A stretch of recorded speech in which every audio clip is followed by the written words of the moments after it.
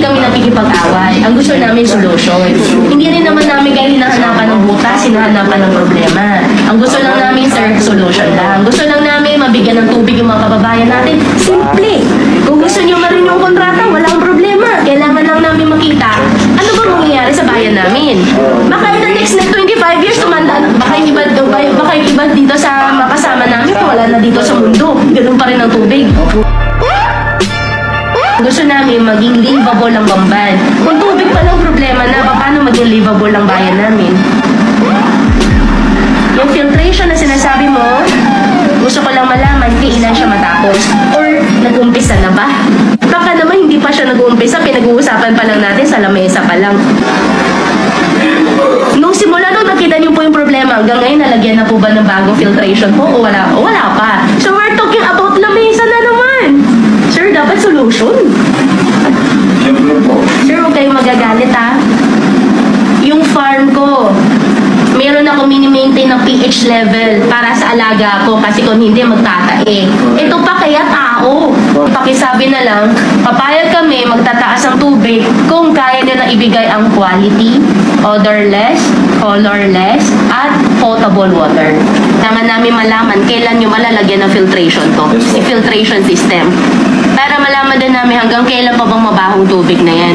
Kaya minatawag ko rin po ang mga barangay officials para mga barangay officials pakitutukan niyo rin po ang mga kasamahan po natin medical team at ang ibang kagawad, committee on health po ba? Pakibalikan niyo po ako. Hindi po rason. Sasabihin niyo po sa akin walang pampacheck up. Hindi po. Kaya ko po kayo pinagsama-sama dito, kaya ko po kayo pinatawag para sa solusyon. Meron pong isang nanay nagsabi po sa akin, wala na po kasi pampacheck up. Kaya andito po ako.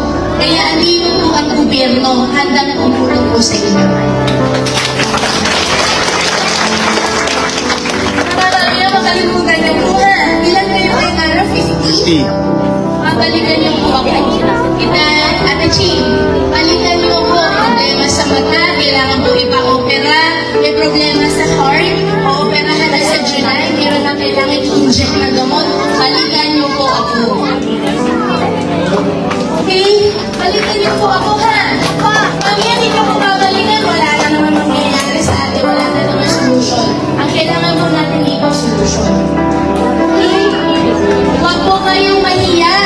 Puntahan niyo lang po ang medical team natin. Lapitan niyo po ang mga kapitan natin, konsihal, barangay officials. Okay? Kung gusto niyo, puntahan niyo po ako sa munisipyo. Kailangan po natin tutukan ang anak natin.